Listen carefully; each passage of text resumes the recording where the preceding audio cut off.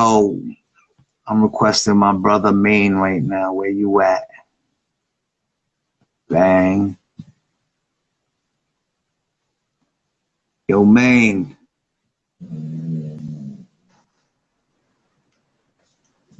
Yo. Yo. Peace. What it is, bro? Peace, Lord. Yo, let the fans know who you are. This is Big M Train Maine. Yes, sir. M Train Maine, the most high on IG. That's right, the most high with underscores in between, right? Pretty much, yes, sir. What's good with you, bro? How you been, ma? One day at a time, man. Everything is good, man. You know what I mean? Everything is good. You know, first and foremost, man, definitely, you know, love and respect to my brother from another, man. I lost one that's not with us in the physical form, but I'm never gonna speak about him in the past tense, you know what I'm saying? So shout out to my bro A, you heard? Nice, shout out, bro. Rusty. Good looking. Word. So I just wanted to pick your brain about the state of hip hop. Definitely thank you for reaching out. At the end of the day, you know what I'm saying? You know, it was always love and respect with you, you know what I'm saying? But as far as like the state of hip hop and all that, we know it's not where it used to be. I'm not gonna hate. There's some new songs that filter in, that's catchy. Production might be nice, might be wittiness with the bars or whatever the case is, and it filters through. But at the end of the day, let's, you know, we could be real. It's not the same energy. It's not the same caliber of care for the art form. That's the problem I have with the music today. It's more of a lick, more of a come up. It's more of a it's more pop culture. It's hip hop, P-O-P. It's been that for a little minute now.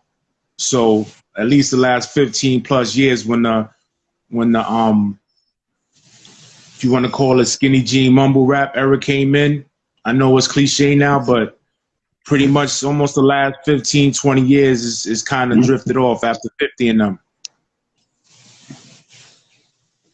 Yeah, you're absolutely right. To me, I think 50 was the last classic album that you could really put up there as so like classic, like how we see like Illmatic and Biggie and all of that shit.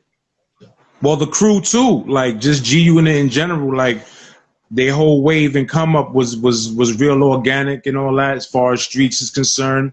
You know, Banks, you know, exquisite lyricists, punchlines, you know what I'm saying? Yayo had his swag. He was pretty much an authentic street cat that had his following. He made good songs, but 50 was the general.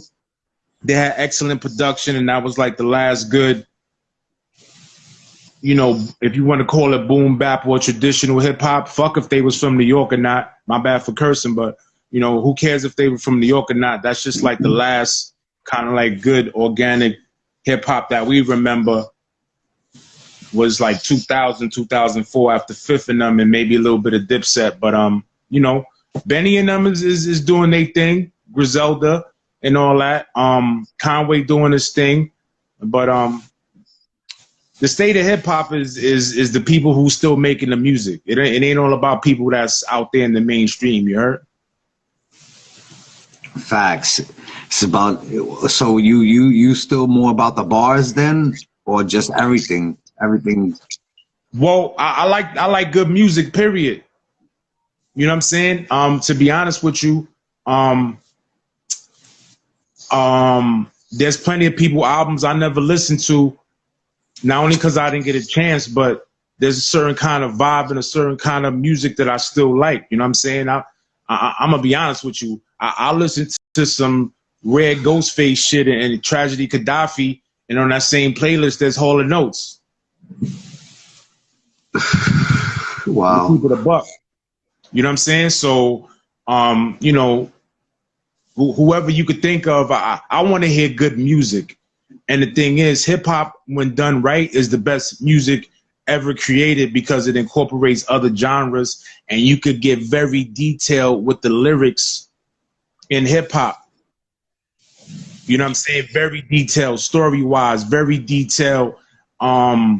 Because you got to carry notes when you sing, so that'll take up the bar space and all that. When you're trying to, you know, fill in there's time spaces and all that, and stay on the count right. But in hip hop, you go 16 bars, all type of intricate things could be woven into your bars. You know what I'm saying? If you're nice with it, you know, you're nice with it, you know. Yeah, I used to rap back in the day. Ha ha ha ha ha. Come on now, man. Come on now. They call you the general, and then on top of that,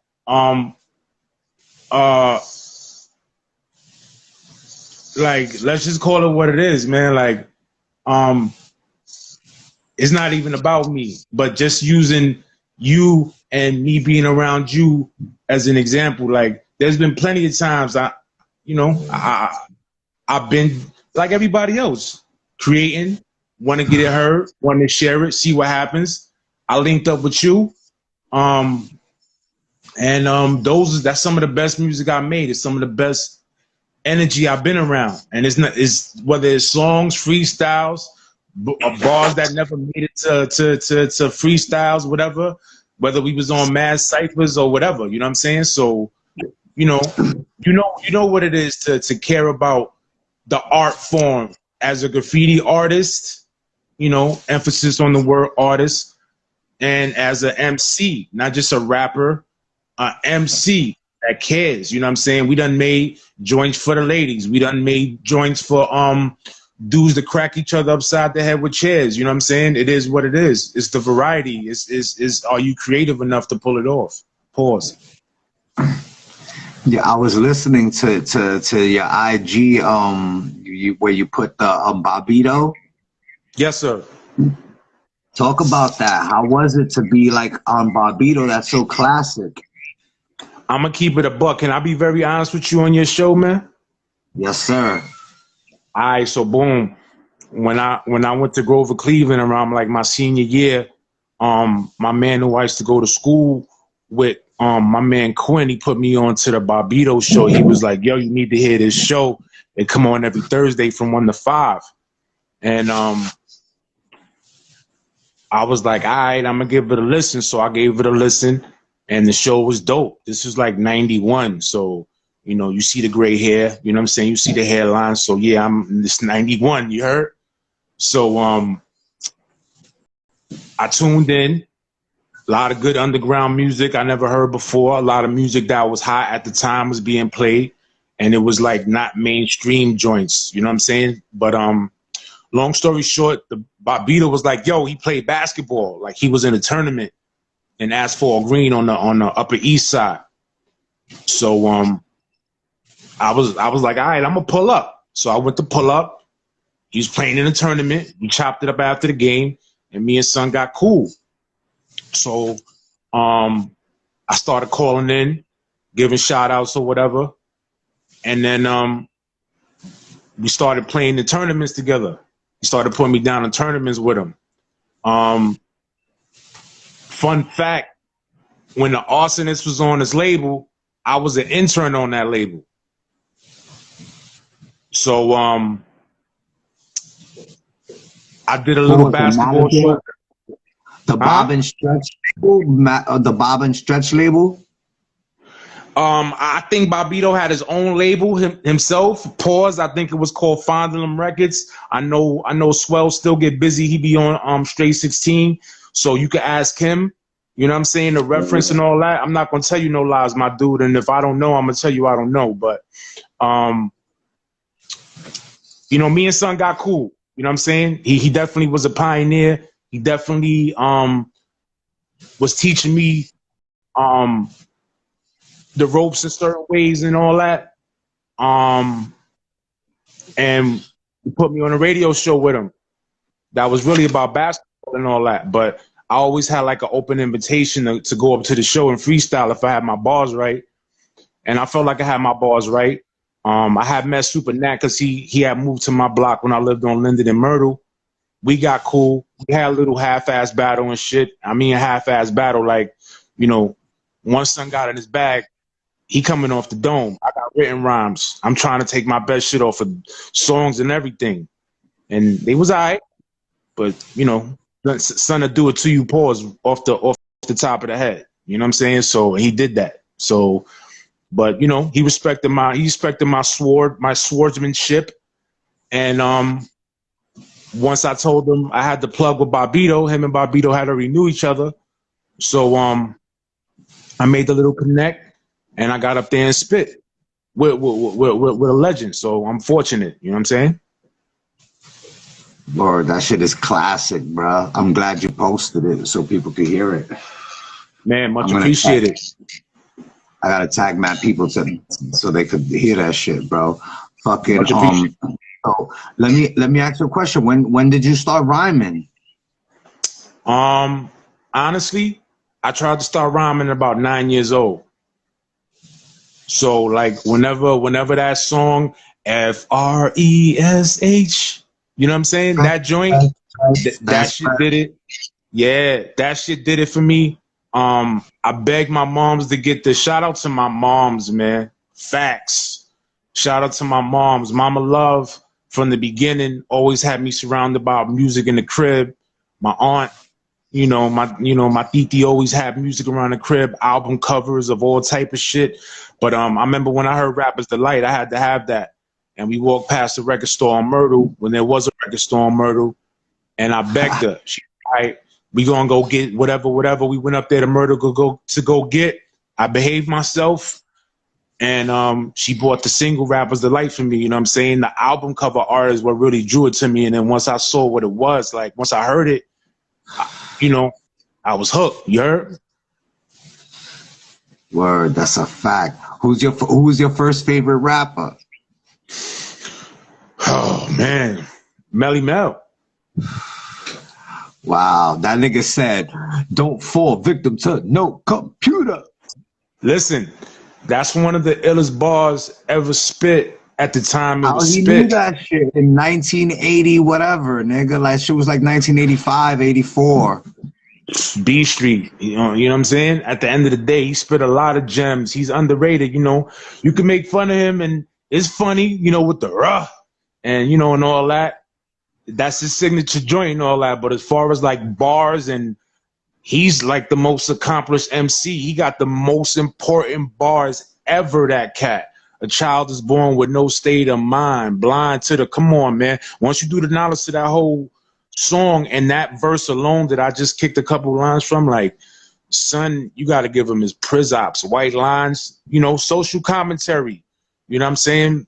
Detail, visual, you know what I mean? We all grew up with that shit. So we know what artistry is. We know what the responsibility is to be an artist and to have an effect on a community, so we could all, each one teach one, we could all rise up. Now I know that shit sound corny, but we need that more than ever, you know what I'm saying? But let me stop preaching. It just is what it is. Melly Mel was the first, you know what I'm saying? Word. So now when the fucking 90s started coming in, who you was fucking with? Who was the man? Well, I think Rakim is the best lyricist ever from the beginning. My favorite is Big Daddy Kane for sure. LL, undeniable. You know what I'm saying? Dudes who at the time was whatever, but certain dudes was on the next level. Rakim was on the next level. Kane was on the next level. Chill Rob G was on the next level at one time. You know what I'm saying? G-Rap. I'm sorry I didn't put him higher in it. G-Rap is super up there. So you don't think Nas will smoke all of them niggas? Nas in his prime was one of the illest ever, but one of the illest ever, because I can't take away from nothing that Rakim did and say Nas is better than him. You know what I'm saying? If anything, they complement each other ridiculous. You know what I'm saying? That's the foundation. That's like, Yeah, I think Nas is a baby Rakim. That's how I feel. I'm going to be honest with you. That's really how I feel. You know what I'm saying? Word. But at least he followed the footsteps well though. Nah, he did, and actually he kind of took it to another level. And what he did was, it's kind of like in certain aspects of like sports or whatever. Like Kobe was like a version of Mike. You know, Nas was like a version of Rakim to me. You know what I'm saying? Ooh, that's what it is. The Nas is the Kobe to Rakim's Mike. Pause. You know what I'm saying? Yeah, like that's how I look at it. You know what I mean? And then and then my bad. Go ahead. My fault. No, I said that's crazy. Go ahead, keep going. And then as far as like going into the 90s, straight up, and again, this is no lies, nothing. You know what I'm saying? Like, I was able to be around top lyricism for a long time. First of all, there's a lot of talent in Bushwick, period. There's always been. But for whatever reason, you know what I'm saying, dudes, whoever never broke out to that mainstream level like that. And I think, outside of Beat Miners being on the production side of Black Moon, you know what I'm saying? And then Tony Touch, like as far as heavy, like mainstream recognition, those are the only two I could think of. But there's plenty of people who deserve credit, a lot of talent. You know that, I know that, and then there's tons of people I don't know that get busy from the town. So Bushwick gets slept on, but in the midst of all that, I was able to meet Jizza from Wu-Tang in like 1990, and he was living in the hood at one time, believe it or not. So I got to meet up with him, and he helped me become a better MC, because he used to critique my shit, low key laugh at the shit. You know what I'm saying? Like, oh, son, think he nice. And I used to just keep on. I wanted to impress son, real talk. So now you're rhyming and shit. Then you was down with a fucking a crew called All-Star, right? Yes, sir. And who did that consist of? That was a producer. What Raekwon said on that Wu tape, he rhymed, he produced, and he DJ. That was my man Swag and all that. Jimmy Swag. Jimmy Swag, yes. Williamsburg, you know what I'm saying? Swag, Mel, aka One Son. He from Long Island City, Colossal, aka Berto, A. Fontaine, he from Long Island City. My man Shambo, he from Bushwick, he worldwide, everybody know him. Yeah, he was in Panic. here. Huh? He was in the comments before, yeah. Okay. Long Island City, my man Panic. You know what I'm saying? Panic and Mel was crazy men with Colossal. And then there was, Chambo from Bushwick, and then me from Bushwick. You know what I'm saying? So there was like 5 of us, 6 of us at one time, and we were strong. And then we had, honorary member at the time, my man Manny and all that. Right-hand man at the time. Yeah, that's dope, because that's around the time when y'all started making noise in Bushwick and shit, and it's unfortunate that we started off on the wrong foot, on the battling foot. How did that? But we know why. No, I mean, how did it? I don't even know what happened the night I seen y'all, and we Mel. It was me and Mel. Let's call it what it is, and this is love and respect. You heard? Everything is love and respect here, and the truth. You know what I'm saying? At the end of the day, this is to my knowledge, and this is not to start no beef or dredge up no other shit. There may have been a rivalry between Swag and your people's Reflex, because they his cousins, right? Yes, there it is. I think that swelled up from that. Pause, right? So boom, because I didn't know you didn't know me, right? Nah. So then once the hood is The hood is big, but it's small. So once certain ends start hearing other people getting busy, you started getting busy in '96. We was turning up in '96 as all stars and as a crew and improving and trying to get our profile out there. And then we was trying to, nigga, we was trying to compete, nigga. We was trying to compete. We was trying to improve. We seen y'all shit out. You know what I'm saying? Y'all had the Dragon joint out, right? The stick and all that, right? '96, right? Okay, boom. Yeah. You crime, salute you crime, salute double impact, you heard? So boom. So they was pressing up black and white joints that I seen that said you crime. They was posting them shits up everywhere. You know what I'm saying?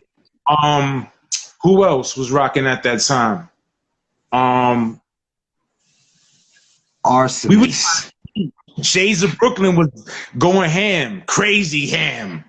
You know what I'm saying? Wow. Son, we had a watch this. This is how things got real crazy. So boom, we put out a mixtape / album called As the World Burns, right? Wait, hold on. Before anything, yo, for the fans, this is M-Train Maine. This is M-Train Maine from Bushwick. You know what I'm saying? Original rapper from Bushwick, M-Train Maine. Go ahead, Maine. My bad. The fans was asking, like, who is this? Oh, I ain't really nobody at the end of the day, but it is what it is. So boom. Long story short, boom, we put out a little mixtape album called As the World Burns, but it wasn't really no mixtape because it was all beats that Swag had done, you know what I'm saying? Some of them from scratch, some of them we sampled. You know, some was nice like that. But anyway, we was out there selling them. We was out there pushing them. We was walking around there with boom boxes and all that, playing our music. People was loving it. We was getting our little buzz on. I was in ciphers. We was battling niggas. We was doing all type of shit just like everybody else. So Arsonist came out. I think their project was called As the World Burns as well. They from Bushwick. We kind of based from Bushwick. You know what I'm saying? And you know, rumors of controversy, yo, they bit off of y'all, or yo, Arsonist, these little niggas bit off of y'all, and then there's this and that, and whatever the case is. So now, you know, little competition. I'm sure Swall don't even know about this. There's people who's in Austin's like, yo, who's them niggas? Who's he? It's cool too, you know what I'm saying? But at the end of the day, I'm gonna tell you what I did. I went and did my homework, and me and Chamba went to one of their shows in like Lower Manhattan or something like that. One of the Arsonist shows, you know what I mean? We went to the show, and guess what? What? It was dope. It was dope? Mad energetic. Mad they dope. Killed it. They always bring the energy, boy. Son, Destroy to me was like the shining, you know, whatever. You know, he pause, he stuck out. You know what I'm saying? Freestyle, I didn't even know he was down with them in the beginning, but I used to see him on Murder and Put Them a lot. And we ciphered enough times, and me and Son was mad cool. I just didn't know he was in a crew at the time that me and him used to cipher and low-key battle. You already know certain ciphers could turn into a battle depending on what's being said and the type of energy, you know what I'm saying? But shit was always respectful with most dudes I sparred with or ciphered with or battled or whatever the case is, you know what I'm saying? So anyway, that shit sparked something. It ain't going nowhere. But as far as that was a Swag and Reflex thing. I think that was friendly competition based on competitiveness. And then once it was found out, oh, Son got some shit, word, SR got some shit, word, some other niggas got some shit, who's that? Oh, that's Maine, that's Chambo. Oh, word, okay, so then there's people that know both sides that might feel like, yo, this dude is nicer than this dude. No, this dude is nicer than this dude. And then the outsiders, as usual, and no disrespect to them, and when I say outsiders, people wasn't actually not making the music in general, you know, based upon opinion and based upon shit we do in the hood, saying things in a certain way with a certain energy. Trust me, I know. Shit, you know, shit could get you in trouble or get somebody else in trouble. So, you know, I think that's how this shit started at the end of the day. And then, you know, we already know there's Big Luch involved, so you already know. So that's what happened. So on my side and shit, well, the nigga Luch was like, yo, son, we need to link up with these niggas right here and fuck with these niggas, so we, you know, because these niggas got beats and you know, other MCs and shit, so you could be around MCs. And I was like, whatever. And that's when the raw meat happened, and then that's how I started fucking with you in the Latin Quarter days and all of that. Son, those definitely was some of the best times of my life during that time. No question Same about with me. that. Same with me. Like, if you would have told me that we wasn't gonna make it, you would have got slapped, because we was already on our way. It wouldn't have made sense at the time, and it's not even no. I'm gonna be honest with you. The best thing that ever happened was for me is that I didn't quote unquote make it. I'm gonna be honest with you. I'm so happy that it never happened. Why? Because there's too much shit involved with the music industry itself, and there's too much trying to. I'm gonna just call it what it is. There's too much in trying to make something of yourself when you're from the hood that comes with this shit. And you could be a fucking doctor and go to school and make hundreds of thousands of dollars, and niggas be like, oh, he's a doctor, boom, boom, boom, he's a square, this and that and the third. But let you go out there and grab the mic and say whatever the fuck you're gonna say, niggas will try to smoke you? Niggas is gonna rob you and try to extort you for that shit? For this shit? So, you know, in a lot of ways, it's just so many things that, you know, if you're not prepared for it, it's not for you. And I was prepared as far as the creative side and wanting to make music and all that. But my nigga, we fooling ourselves if we don't think there's other aspects involved, that if you're not prepared for it, not that you can't make it through all that shit, but if you're not prepared for it, you're going to become a victim, man. So I'm just, you know, it just is what it is as far as that. But anyway, it was still the best times I ever had, because creatively, there was mad fun. We was having fun in the club every Sunday. You was moving around, you know, as a celebrity. I don't even want to say low key. Y'all was in Kit Kat Club. Y'all was in LQs. Y'all was in, you know, hit list parties. You know what I'm saying? Y'all was in Goongi's parties like nothing. VIP, come in. They knew Luch. They knew you. They knew the crew. So,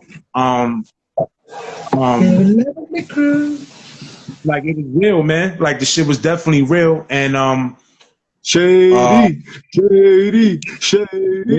Shout out Ted Smooth too, you heard? Because he definitely, you know, he legendary. He definitely gave dudes a boost as far as playing the music and all that, because he genuinely liked niggas. He liked, you know, dudes movement and all that. And man, yo, good times, bro. Like, real talk, good times. And I don't even think words could do it justice, because there's things that you was experiencing at the time that I wasn't. You actually were the flagship artist for, you know, Shady Town Records. You know what I'm saying? You had a couple of good songs, you know what I'm saying? Very good songs. Raw Meat was getting played in the club, you know what I'm saying? Definitely getting played in the club. By Ted Smooth, by DJ Dennis the Menace. And you know what I'm saying? I'm lying or what? I'm lying? No, I'm enjoying every second of everything you're saying. Balls. Yeah, man, you know, dudes is riding around with Shady Town, you know, emblazoned on the windows with powerful whips and all that. You know, dude, yo, it was a good time, man. Dudes with Nori and all that. Strength of the VIP. You know what I'm saying? I seen all that murder unit, you know, blossom and be what it was and all that. Them was good dudes. There's plenty of time shit could have went left behind, you know, the shady ladies being the shady ladies and all that, and dudes being dudes, but, you know, common ground was reached and shit never popped off and all that. But, you know, it is what it is. And also Bushwick is always deep. Whether there was enemies in the club from the hood, Bushwick is always deep up in that piece, or in most clubs. So, you know, never let it be, you know, never get it twisted. That's another thing I'm gonna say too. Like, Bed-Stuy, Brownsville, Coney Island, Fort Greene, whatever, wherever you from, Flatbush, East Flatbush, wherever you East New York, wherever you from, and it's tough there, salute, you heard? And you know, you certain neighborhoods deserve to be in the forefront, you heard? Never underestimate Bushwick. Everybody that's on this live ain't from Bushwick. Bushwick been everywhere. Everywhere. Club is easy to get to all the clubs. It was. You take the L gonna get you everywhere. Union Square, 8th Ave, and we was never scared. So that's a fact. Yo, what's your favorite accolade that you ever did in hip hop? There's not one. There's not one, man. I work with too many people, man. I had too many good times, you heard? I had too many good times. I might have made $50 in my whole life, cash in my hand off of hip hop, my bro. And that's because I did a promo for I did a ring intro for Cindy Checkmate Serrano? Santana. Or Serrano, my fault. Cindy Checkmate Serrano, my fault. I'm getting old. But anyway, that's the only time I even got paid ever for doing some music, you heard? So, you know, it is what it is. But I like that they basically, if you had the confidence in my ability and my artistry to give me a shot, man, that shit was enough for me. That's a fact. I work with a lot of people, dog. A lot of pancakes and huh? Who's your top 10 of all time? Yeah, just your favorites. Yeah. Rakim, Kane, Big, Jigga, Nas, Redman. I'ma definitely put the Wu in there. Can't just really pick one. I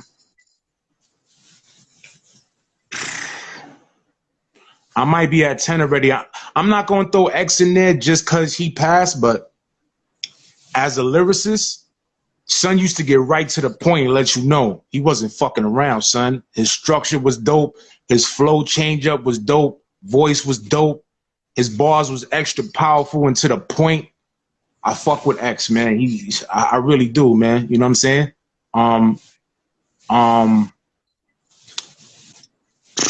Wow, man. There's a lot of cats, man. There's a lot of cats. Definitely. You got two more. Oh, did I say Redman already?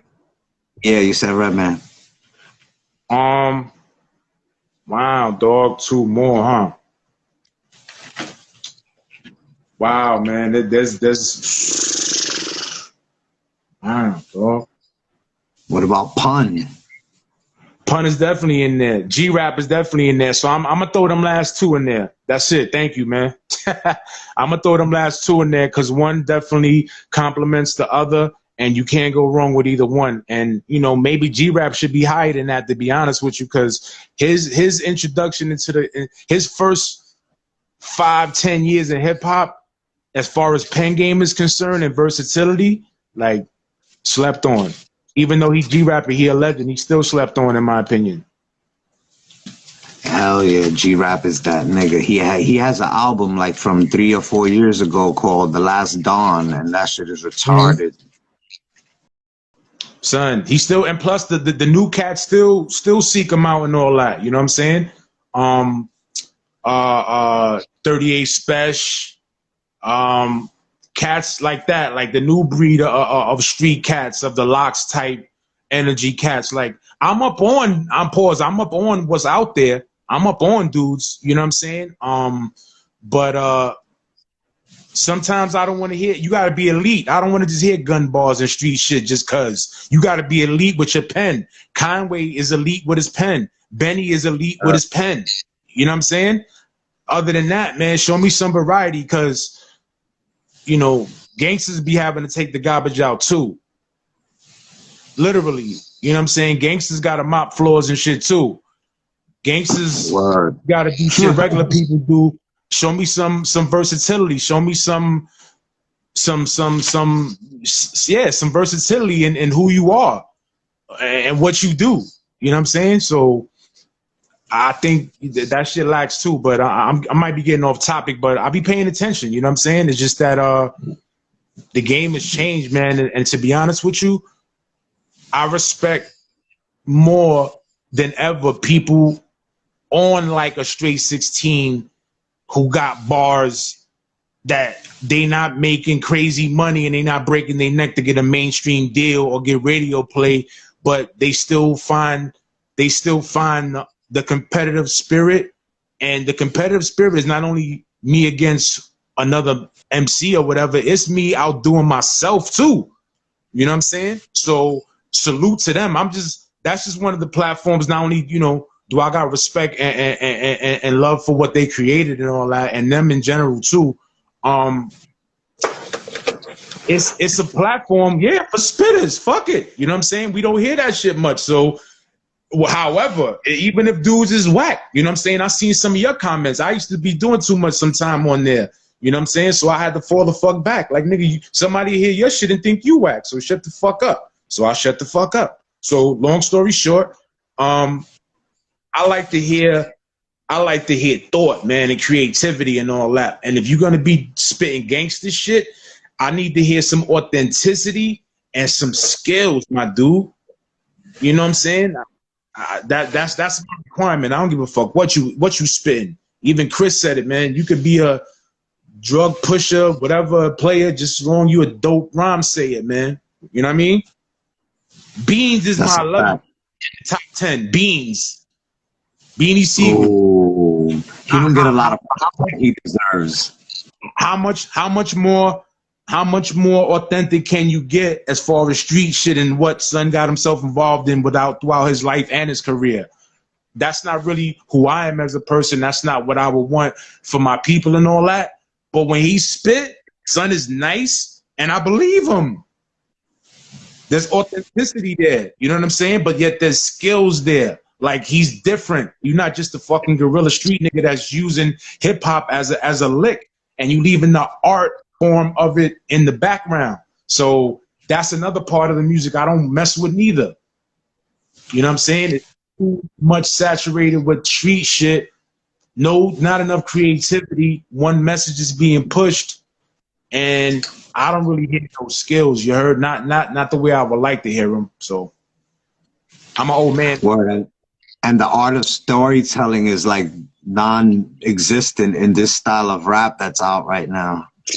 I listen to a lot of old music, not only because I'm an old man and all that, but you gotta have reverence for how the pioneers, because they really used to be visual with their bars and all that. They could paint a picture lovely, and it was like required of everybody to do it. Even though Slick Rick did it to death, everybody else used to, you know, Special Ed is underrated. You heard? Yeah, his album was fire. The whole album. Yes. But let's say, right, but let's say a song like The Mission. This is a mission. Yo, that was fire. He bodied that, you heard? So what happened there? Son is from Flatbush, Son is from Gunman them and all that. But what was going on? The streets was crazy in the 80s. And dudes wasn't spitting gangster shit. The gangsters was coming to hear rappers rap. And that's it. You heard? So dudes was around the tough shit from when the streets was really crazy. So all them eras that everybody bigs up, well, yo, the streets was real and the code was solidified in the 80s, 90s. While the rappers was spitting conscious shit and trying to out-rap each other with intelligence and wit. But meanwhile, the real gangsters that set the foundation and was the last of the Mohicans, them niggas wasn't condoning rappers spitting no gangster shit. So that's a fact. The road, and let's call it what it is, man. You know, people have the streets is the streets, and whatever level you're gonna get mixed up in them, you're gonna get mixed up in them. And shit is unavoidable in a lot of ways. But at the end of the day, man, again, I'm gonna say this too. Most of the real street niggas that you know and I know, they're not trying to sit down and write no bars, nigga. Right? I don't know. They're trying to put a little nigga on that's writing bars. Oh, if that, they concerned about how they gonna get money, however they gonna get it. And if they run into a little nigga that got some bars and got some promise, they could put some money behind them and let them get some shine and all that, and get it. And since they businessmen, they definitely gonna want to return. But if they can help somebody, you know, get on and all that, of course they can do that. But you know, dudes who in the street love hip hop and never wanted to rap, never really sat down and wanted to do it, but they could appreciate the music, the art form, and the stories being told when the music was the music, or the little crevices of good music that you can hear every now and then. But we know that shit is non-existent. So again, man, salute to everybody that's still creating, that might be getting a little couple of dollars from some streams or some shows or some sales or whatever. Salute, you heard? Because that's where the creativity is still at. You looking for hip hop, don't look for it on Hot 97, because you either gonna hear throwbacks, you're gonna hear Whoopty 8 billion times, or you're not gonna hear what you're looking to hear. You definitely need to be tuning in to people YouTube shit. You need to be tuning into a Straight 16 or whatever platform is giving dudes an ear to spit them bars you want to hear, and then support them. Hit they Cash App. You know what I'm saying? Buy their little project and whatever. That's what people got to do, man. Stop thinking that TV and radio and mainstream media validates everything. If Son is nice, give him money. RJ Payne is nice. If you feel like you need to donate to him, donate to him. If Saul is nice, bro. He put out a project, donate, son. Buy the motherfucking project. Buy merch. Do that. I got merch. I don't got a project yet. You know, at the end of the year, I'm supposed to do a Civil War battle, like the way Spec and Diablo had. Yes, sir. 10 songs to 10 songs against Franchise, the multi-talent. Oh, I want to see. I'm gonna tune in for that. Yeah, that shit is in December at the end of the year. And shit, so I have to the end of the year to make. I have a couple of songs done. Yo, and let me say this: this is your live on your IG. This is not the Graff Champ shit, though, right? Yeah, this is like the end half of the Graff Champ shit. So can I do something graffiti wise, real quick? Yeah. Yo, so I already tuned into a couple of interviews, man. Salute you for doing the interview. Salute for all the interviews you're doing. Salute to the light that you shining upon one of the elements of hip hop that's either forgotten or downplayed. I definitely always been intrigued by that shit. You heard?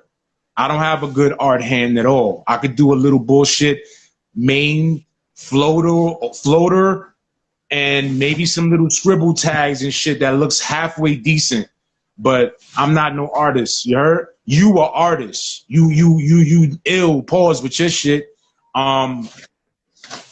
Salute easy, cause I seen Son tag everywhere I've been in the 5 boroughs for years. You heard? Him, Josh, all them cats. Josh 5, anybody that was mentioned that you Astro, I seen his tag. You know what I'm saying? Cope, I seen his tag. Me and you used to talk about graffiti on a regular basis. You know what I'm saying? About the Checos and you know, LI and a lot of cats, because I used to be really paying attention. Stacks, you already know. KA was one of my favorites from the hood. Like, you know what I'm saying? The floater legendary, KATKK, you already know. I remember Will and Ren tags. You feel me? I remember AS. I remember SA. I remember TMP. I remember CGK. You know what I'm saying? Rest in peace, Corey. Anybody I missed? Plex. You know what I'm saying? I went to high school with them cats, all that. And I seen a lot of good graffiti. You know what I'm saying? I'm going to just say it. I seen excellent graffiti from MSD and SDS. You know what I'm saying? I met Netta through you. I met Dro one time through you. I met Roach through you. I met what's her name? Trudy through you. I met Volks through you. I met Tuise through you. I met you already know I met KSH through you. You know what I'm saying? I did through KSH. We was doing excellent mixtapes that never surfaced. You heard? Through SPMG and all that. You know what I'm saying? Solo Pa Mi Gente and all that. Graffiti, hip hop, Bushwick, me, you. Them shits is 5 degrees of separation because they right next door. So I met I know some of the illest hustlers, the illest ball players ever. You know what I'm saying? To come out the hood. You know what I'm saying? The illest rappers to come out the hood, artists, good people, whatever, man. You know what I'm saying? I was definitely blessed, you know what I'm saying? And you one of them. And people need to know that you multi-talented with the bars, with the art hand. You know what I'm saying? You definitely got your stripes as a street warrior. No question as far as that. You know, it just is what it is, man. Love and respect, man. Thank you, bro. Could you spit some bars real quick? I'm old, man. I don't even really be doing that shit no more like that, man. Come on, give me 10 bars. Give me 8 bars. You got it. All right.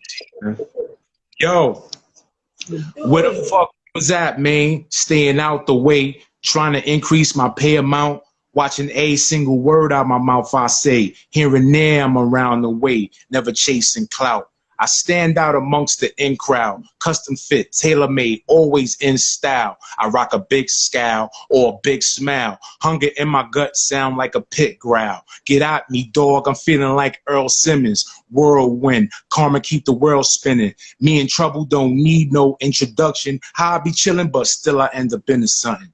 It must be them drugs got them niggas bugging. Not Valerie nephew or Melissa cousin. Lame rumors spread like brain tumors. Johnny Ray Jr. was a late bloomer.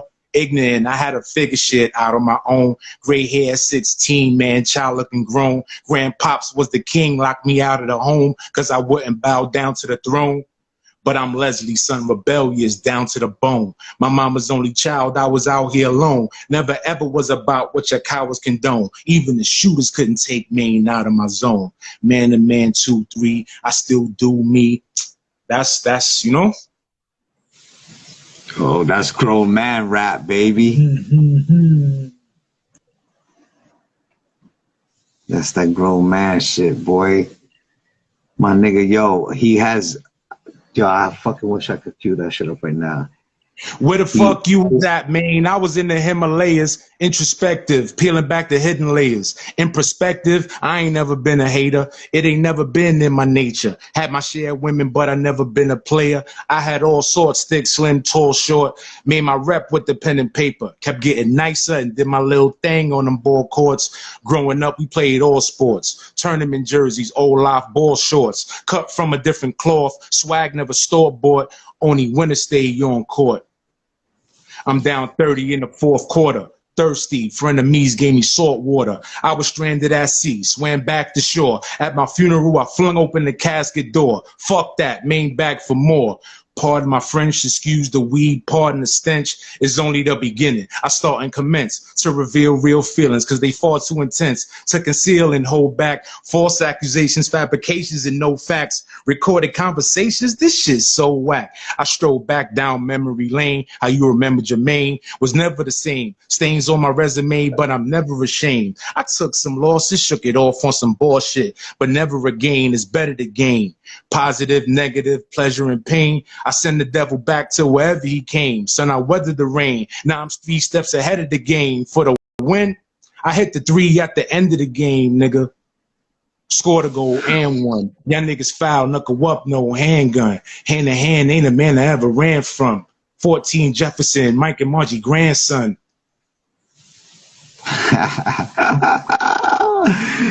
Woo, wait a second, hold on. Yeah, man, that's what I was about to say, that you're definitely one of my favorite MCs from Bushwick. You when you make a song, it sounds like a song. It's just not like, you know, regular average niggas just throw raps on top of a beat and then it's just rap and just rap. You know what I mean? I definitely do. Huh? Nah, you be crafting your shit well, bro. There's a lot, like I said, man, I've been around, I work with some good people. You one of them, you know what I'm saying? You already know the 2005 J Arms era. you definitely helped me get back into wanting to create on a certain level and just have bars on deck. You know, it's crazy. Now in the Straight 16 days and I'm trying to write bars for niggas or whatever it is, I be thinking like, damn, I wish I could fucking write rhymes like that, yo, because I can write back to that era because the rhymes. Remember, we used to be writing like right on the spot type shit, yes, just sir. killing it. Yes, sir. And I'm gonna be honest, you was better than me writing on the spot.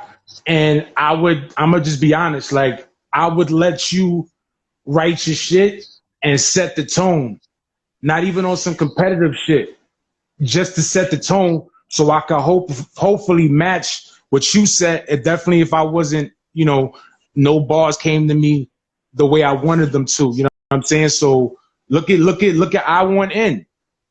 Yes. Look at that.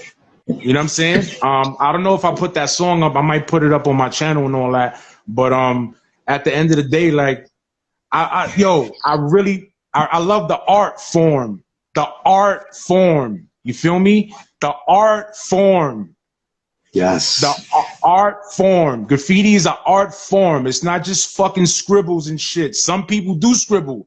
You know what I'm saying? But it's an art form. Rap is not rapping, you know, Pac, Gat, and Mac and collect money after you got decent production under your shit or the latest beat. You feel me? It's the art form. It's the bar spitters and all that. It's what's lacking right now. But I'm not a hater, but it's just different now. Yeah, it's different. But if it wasn't for Straight 16, I would have never started writing rhymes again like that, you know, like really on it. I believe you. Shit, and that's how I from Straight 16 on, that's how I started writing like double and triple entendre type shit, and like I learned from there. So I salute them niggas. They took me out the grave. Oh, of course, but this is the thing. What people don't know is that as many, and this is real talk. This is not just pause. This is not, niggas know, pause in advance. Like, you know what I'm saying? This is not, you know, just big my man up, slurp at saw hour. None of that, you heard? Like, niggas don't know you got mad stacks of lyrics all over. And Ben had stacks of lyrics. When we got cool again in like 2005, you had mad rhymes. You had way more bars than me. All I had more than you at the time was songs. So you made me write more bars and we did more songs together. Right or wrong? A lot, nigga. You know? So Shady Town Anthem was still one of my favorite songs I ever did, because that was on the spot, them bars. But we did a lot of music, my dude. You know what I'm saying? We did a lot of good music, and I wouldn't. Nigga, Jimmy is right next to me playing Graff Republicans. Who? Jimmy. You know Twin Jimmy? Oh, salute Twin Jimmy. I think I went to Cleveland with him too. Salute Joe 21 and all that. You know what I'm saying? Yo, I met a lot of cool dudes. I met a lot of good creative dudes and all that. I met some real niggas and all that. You know what I'm saying with you? Whether it's your family, whether it's your brother Ray, whether it's Renee, you know what I'm saying? Whether whoever, you know what I'm saying? I don't care. Mego, I don't care. I met a lot of good people just being around you. The atmosphere to even want to create was always love in the crib, you heard? That's the most important thing, bro. You got to be in the atmosphere where you could your thoughts could flow and you could just be yourself. Period. So, you know what I'm saying? Definitely always, you know, eternal maximum respect to your queen, Chris, because she definitely, you know, used to umpire shit when, you know, niggas used to get too loud arguing or rapping or laughing. You know what I'm saying? And then she definitely used to let niggas rock out and create and just be cool. Nobody was disrespecting the crib. The energy was always love. You always have family around, friends around. You know what I'm saying? Which is always love, man. That's the only way you're gonna create. And as a matter of fact, that's the only way I ever was. When we was doing the All-Star shit, we was all young dudes trying to come up. I was the oldest or whatever, but it was one common goal. But it was always optimism. It was always a good vibe. You know, creativity was supported. You know what I'm saying? When I later on, when I did Cornelia Familia, initially it was all love. You know what I'm saying? That's when you gonna create. When it's love, even amongst the hood, like there's pockets where you can meet a little clique and everybody got love and respect for each other. You're all rooting for each other. The music come out good, and then, you know, let the chips fall where they may. You know what I'm saying? But for me, that's one of the main reasons. And plus, we get older, my dude. You know what I'm saying? You grandpa now. You know what I'm saying? I'm 47 and look like I should be grandpa now. You know what I mean? So the love to create is always there. I got a lot of half-written rhymes. I got a lot of little lines written around, you know what I'm saying?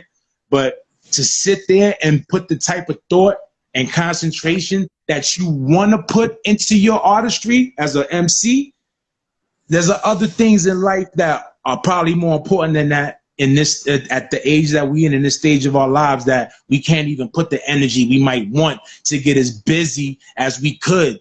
And yet you still take off heads in battles. You still hold your own in battles with young niggas or niggas that do it. You know what I'm saying? Every day and don't got the same responsibilities as you. You know? The skills are embedded in your existence, Obi-Wan. You know what I mean? Yo, it's not that, bro. It's just that that shit is just, it's fun to me. I want to hear what people are gonna say about me and how they're gonna say it. Nigga, you get disrespectful too. I heard some disrespectful bars from you earlier in the week, so you ain't lost the touch. And if anything, you know, it's like the good kung fu movies. You know what I'm saying? Just because that gray is there, the gray means not only have I'm old, but I've been fucking niggas up for a while.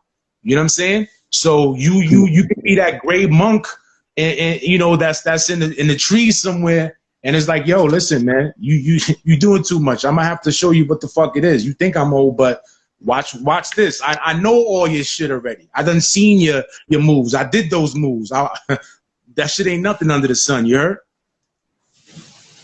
Yeah, man. You know, it's just like you said. I just do it for the culture and for the love, my nigga, just to get my creativity out. You know what I'm saying? And but look though, you know what I'm saying? That like shit like that are open doors for you because it shows like you done been on DTF radio numerous times, right? Yep. So as an MC and as a graffiti artist, so what you bring to the table, like, you know, there's a lot of talented dudes in the hood, man.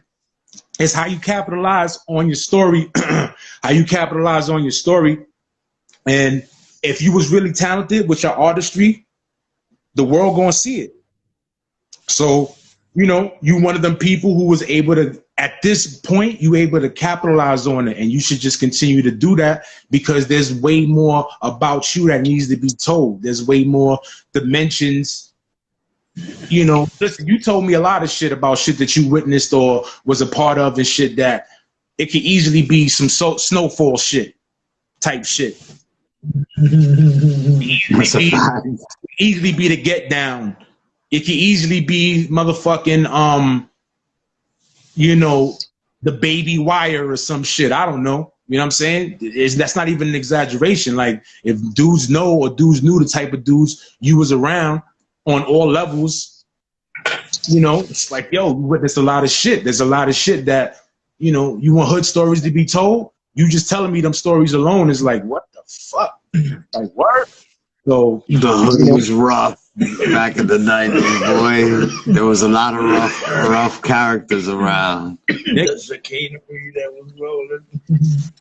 You know what I'm saying? So it's just, listen, man. You know what? It's good that there's a YouTube. There's good that there's an IG. There's good that there's whatever platform that dudes could broadcast themselves and tell their story and keep a certain narrative or keep a certain energy around that's missing now. You know what I'm saying? This is it right here, dog. You know what I'm saying? If you get a couple dollars off of this shit to help do whatever you need to do in life, that's what it's about. You know what I'm saying? A lot of dudes signing contracts and making deals to do whatever. And that shit comes back in always. Somebody gonna suffer for the shit you trying to do, and you gonna suffer somewhere along the lines too. But you know, on a certain level, you can keep your profile up, get a couple of dollars, or solidify, you know, who you are as a person and as a man and as an icon. Do that. Definitely do that, and you definitely continue doing that, because again, man, I'm gonna keep encouraging you, and I don't gotta tell you, you know, to tell your story and continue to make sure. I heard Easy say it like, "Yo, man, niggas gotta know the real. Niggas gotta know the real. People who was there, the pillars, the foundation, the sediment. You heard the roots and all that. So." You know, you doing it on the graffiti level, you doing it on the hip hop level. Even if it wasn't you, I'd probably be tuned in. Who the hell is this? What? Somebody interviewing Easy? Even if it wasn't SR, it's happening like that, you know what I'm saying? You the bro. SR's interviewing them, I'm definitely checking in. So support, merch, whatever. Especially, like I said, dudes really be on that time like, yo, 40 and over cats from a certain era. You know, we experienced this. This was like that. All right. So take your wisdom, take your knowledge, you know what I'm saying? Or take your knowledge, take your wisdom, and take your overstanding and put it out there so that everybody could, you know, you could teach and you can learn as well, or whatever the case is, man. But the era that you come from and the era that we come from, we truly like the last generation of like every aspect of, you know, morals, as far as street morals and morals from our, that, you know, parents still laid the smack down when we was young. You know what I'm saying? You know what I'm saying? And even if you wasn't a street nigga, like you kind of knew what if you got into something, you got into something. That wasn't a choice for everybody. Not everybody jumped into the streets so that was the thing to do. You know what I mean? Nowadays, dudes think that shit is the thing to do out of high school or whatever. Too many people. It's not, shit is not for everybody. So we the last ones to be able to tell people like, yo, we lived that. That shit is non-existent anymore, man. Now niggas is driving 100 miles per hour into a brick wall with your eyes closed. Like, capitalize on your talents, man. Capitalize on your talents. For real, son. I survived that shit by accident, my nigga. Son, nah, it wasn't by accident. It was meant to be, nigga. It was meant to be. Period. You know what I'm saying? People get their TV turned off. People, you know what I'm saying, die suddenly, and it's you know, inexplicable and all that. You know what I'm saying? Who knows, man? Who knows, man? Who knows, man? You know what I'm saying? You definitely know the type of shit you've been through. I heard enough stories and about what you've been through. I either was there right after certain shit happened and it was like, damn, nigga, how the fuck? You know, after cops done flipped on you, all type of shit. You know what I mean? So I already know, like, your story is crazy, and that's just from what I know and seen or whatever. You know what I mean? So it was meant to be. You know what I'm saying? Definitely keep doing what you're doing, and you from that era, man, not ERROR, that era, ERA, son, you heard? So it's kind of our duty to keep the shit, level, not swaying too much to one side or whatever. You know, even us in our 40s, you know what I'm saying, gotta conduct ourselves in certain ways. Never get soft, you know what I'm saying, but definitely know that, like, yo, there's other ways to handle it unless it's a supreme violation and all that. And supreme violations really need to get handled right then and there. So, you know what I mean?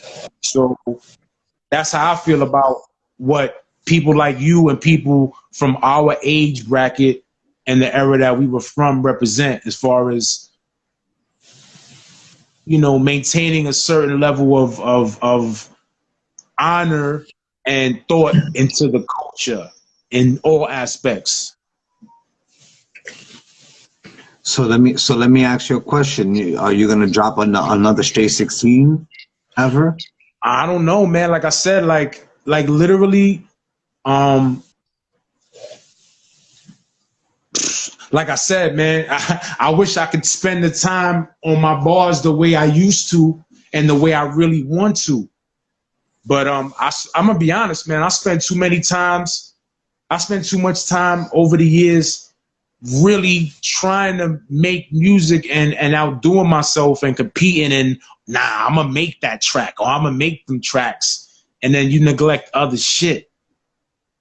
And I just learned literally, I always had a gig, you know what I'm saying?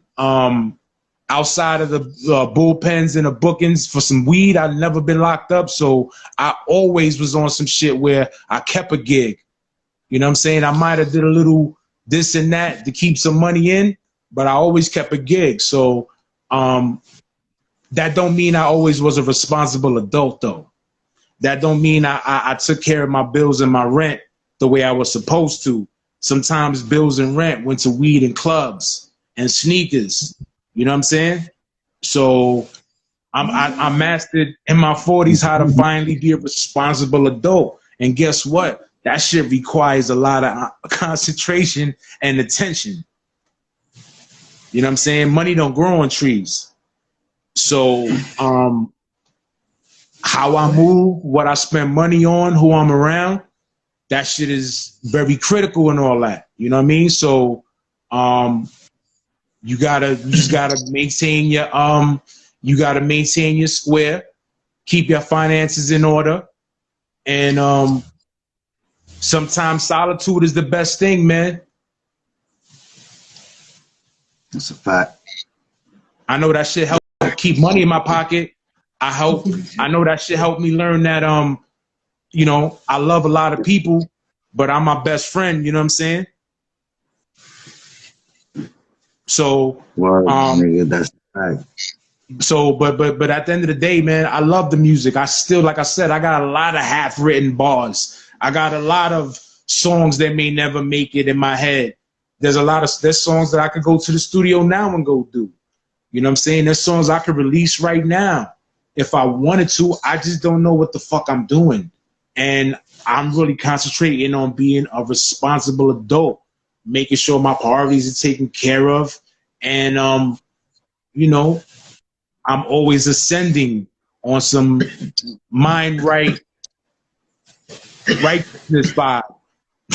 If that shit sounds corny, then it's corny. But if you know me, anybody that knows me knows me. So skip the bullshit. You know what I'm saying? Anybody that knows me knows me. Word. Jaime the Great, nigga. Jaime the Great. He spit bars. I'm just me, son. You know what I'm saying? And again, I can't stress this shit enough, man. You a warrior, dude. You've been in Rikers. You've been here. You've been there. But when I was in the crib, the shit was how it was supposed to be. The shit was love and respect. Nobody want to go Rikers Island. My dude, that shit is what needs to get focused on. You know what I'm saying? It's not to civilize people. Anybody think that they not ready to get busy at any given time if need be. But, you know, I'm tired of hearing YouTube war stories too. You know what I'm saying? So let's talk about who's a good dude. Truly, well, for real. What vibe is good when this person is around and that person is around? Fuck, this don't got nothing to do with me. I'm just talking about people who I've been around that even though they might be street dudes, more hood than me, more street accomplished than me, tougher than me, more gangster than me, more killer than me, all that. I've been around them dudes, but I've also been around them same dudes who is creative as a motherfucker. Who's good dudes.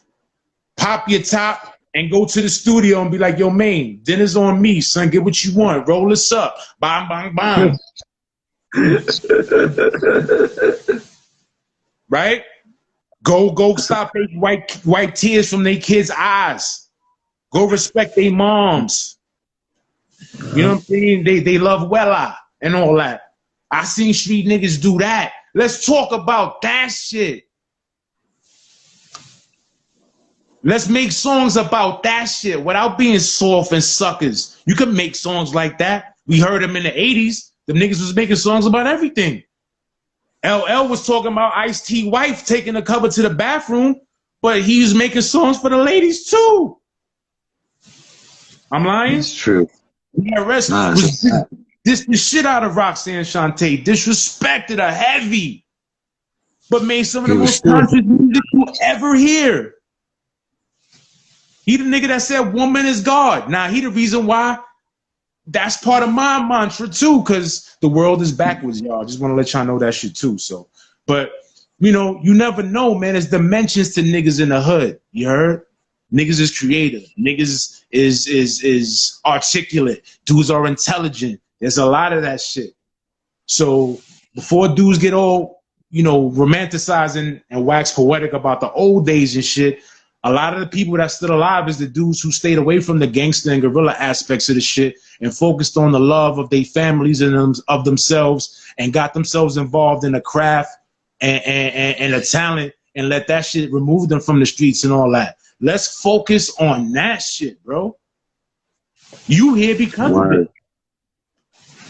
But you know what it is that niggas, it's like the bad shit is what people want to hear. That's what sparks niggas' ears, the interest, this shit, right? Yes, sir. Yes, sir. But negativity. Yes, right, but you know what? You could tell. How about this? It's because it's the American way, and that's because the devil runs shit. So the devil was in everybody, but we know who the devil. There's the devil, and then there's the Michael Jordan of devils. So we already know who the Michael Jordan of the devil of devils is. So that being said, since they run shit based off of negativity and low vibration. So they took hip hop, which represented every emotion you could feel, and just kind of made it about a handful of things: sex, money, drugs, like right or wrong. So that's their way of doing things. They always have violence as a part of life, but in self-defense, all right, cool, but gratuitous violence, that's the American way, my bro. That's what war is. That's what, you know, shoot 'em up, bang, bang TV Westerns are and all that. Westerns is colonization being acted out. Taking over your shit. You rooting for John Wayne to beat the Indians and all that shit. It's the Indians' land. So, but I'm just, with the analogy that I'm making is at the end of the day, like the only reason why people really is intrigued by the violent side of things is because I guess you got to be violent in the hood. So that's a lot of times people want to respect violence. So it's going to reflect in the music. It's understood, but you know what that's going to lead to eventually, period. The energy alone. You speak shit into existence, it's going to come around you. If it don't hit you directly, it's going to hit something close to you or people close to you or affect you in some way. Everybody don't need to have dashikis on and kufis and doing Professor X shit. And if shit ain't for everybody, just be you, but be creative, my nigga. Like, you know what I mean? Be creative, man. I feel like there is no creativity left in a lot of things. It's out there. It's just not out there in abundance on the mainstream like how we seen it growing up.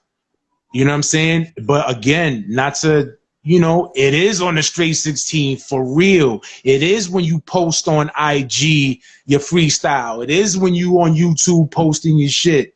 It is when you somewhere trying to get your profile up and sharpen your sword. I mean, show that you nice, whether it's competitiveness or you just want to share.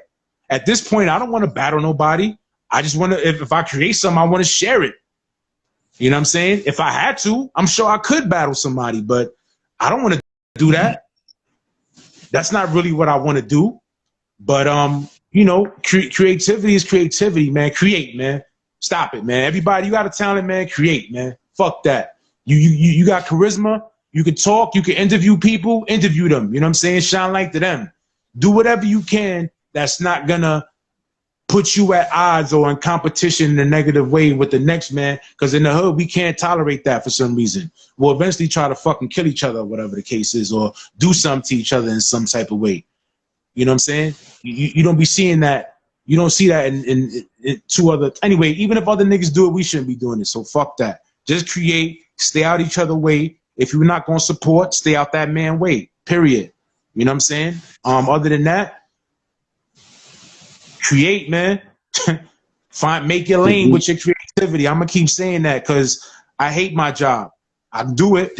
I'm grateful that I have it. But if it's not helping my creativity, if it's not allowing me to feel a certain level of freedom, a job is slavery. You know what I'm saying? So I had jobs where I could write rhymes all fucking day, and it was lovely.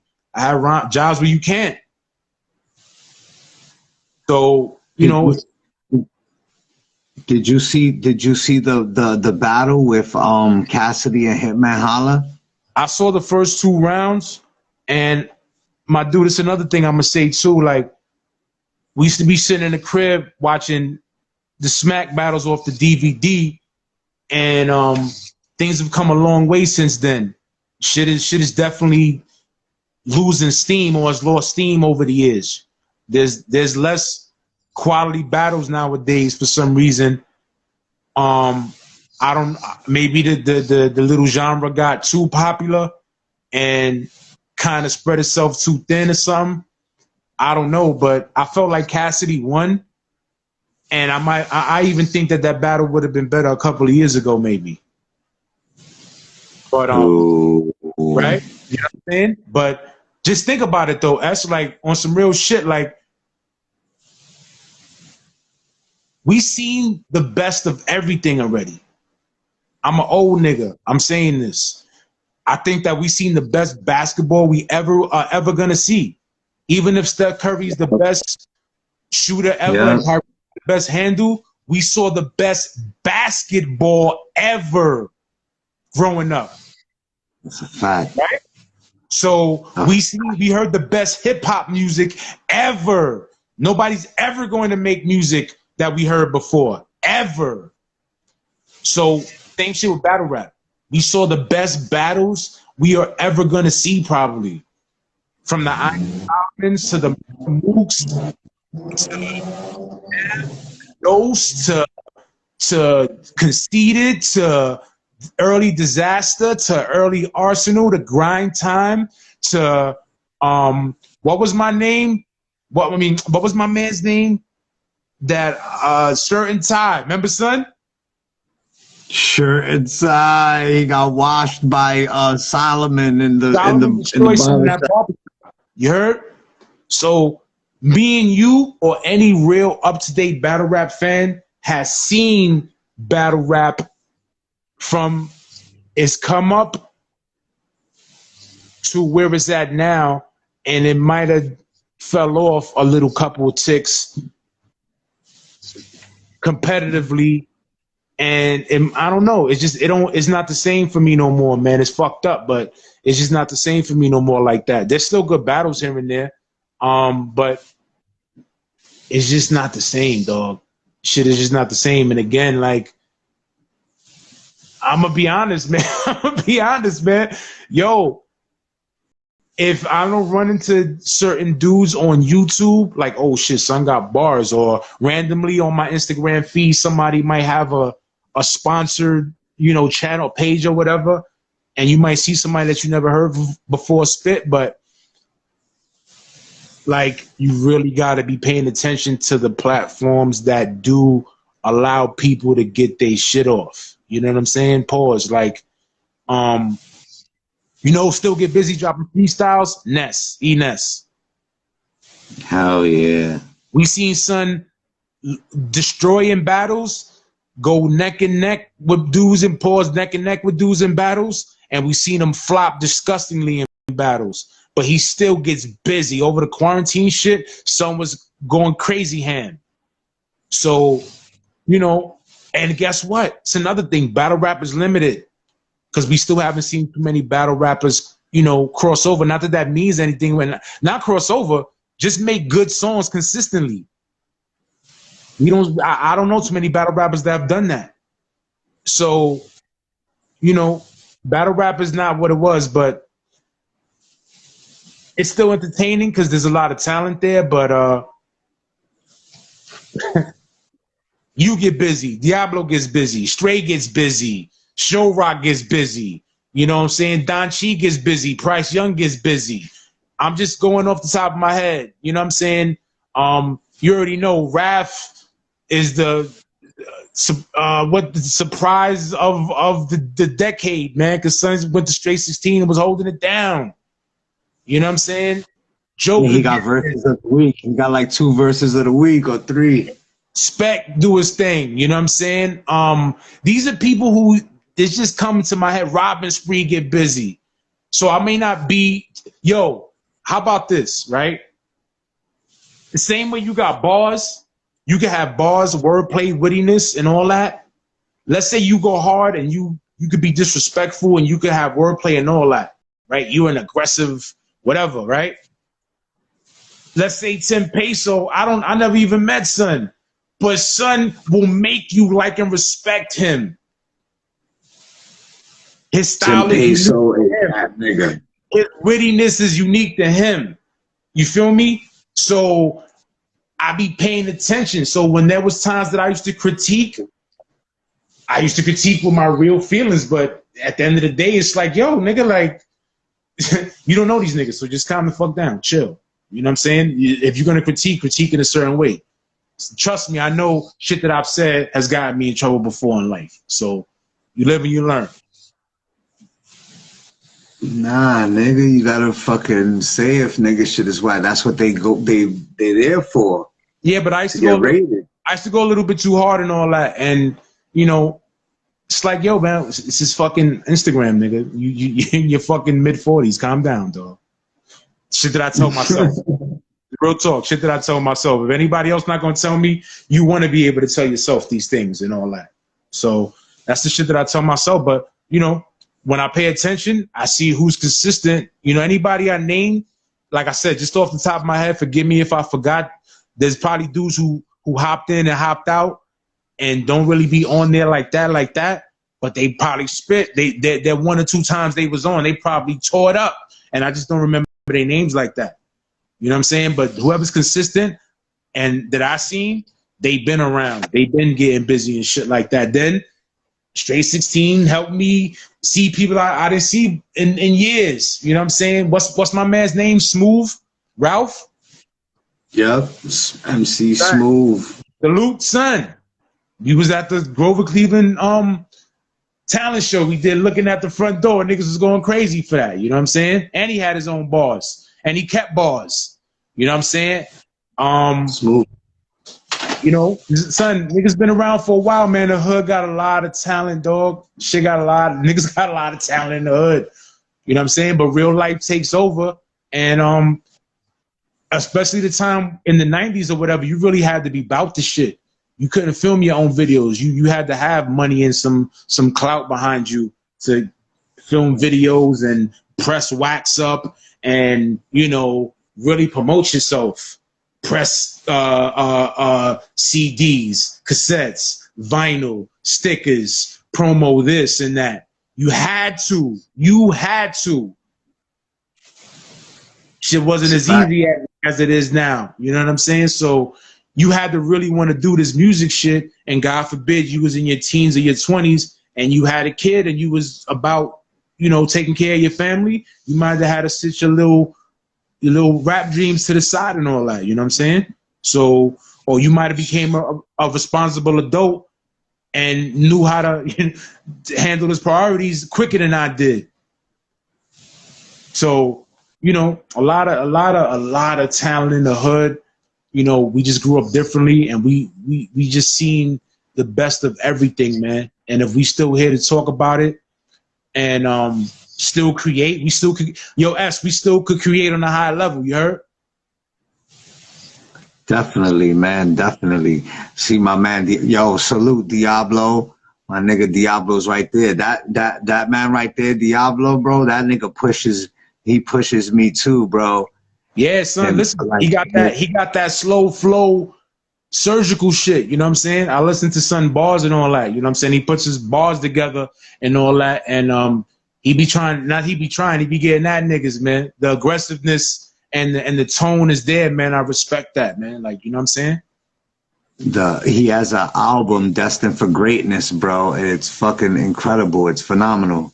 Yo, And that's no cap, nigga. Straight phenomenal. That's the first and only song, album that I have on my phone. listen, there was never no time that I heard him spit something that wasn't worth listening to. You know what I'm saying? Definitely replays and all that. Just to like, yo, did he say that? I heard, yo, listen. So, again, man, love and respect, eternal love and respect to my bro. Son, when y'all was on live, what was y'all, F-Boom Studio or something? An F-Boom Studio?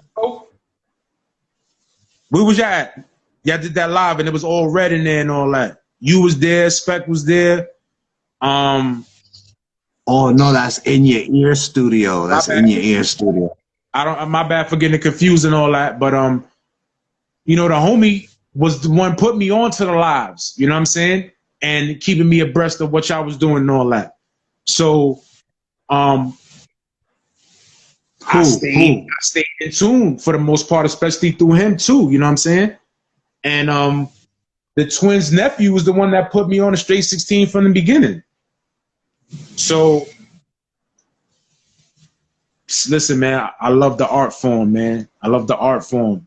So even if I ain't on IG like that, a lot of times I might put IG on my phone, like just tune in, and the first thing on my timeline might be somebody's straight 16 verse.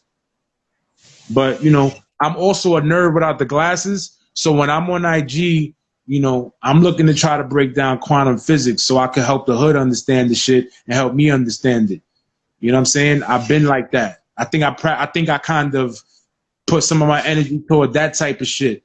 Not so much activism, but staying focused on the knowledge and trying to help other people understand it while I understand it. You know what I'm saying? So I think I probably push my energy towards that, especially when I'm on social media or whatever. But between straight 16 and you continuing the work and the dudes like Diablo, Don Chi, I really, really paid attention and heard shit. So that particular day when y'all did that live, I got to hear people's, catalogs and see what kind of talent pool they had. And dudes could put a song together. Dudes got some bars. Dudes got some versatility in their shit. I respect it. I love it. You know what I'm saying? It's just good, man. It's just refreshing. But at the end of the day, like me personally, over the years, I just backed away more and more from social media if I'm not looking for something in particular. And I just be trying to stuff my brain with information and more information and trying to help myself understand it and then break it down for other people and all that.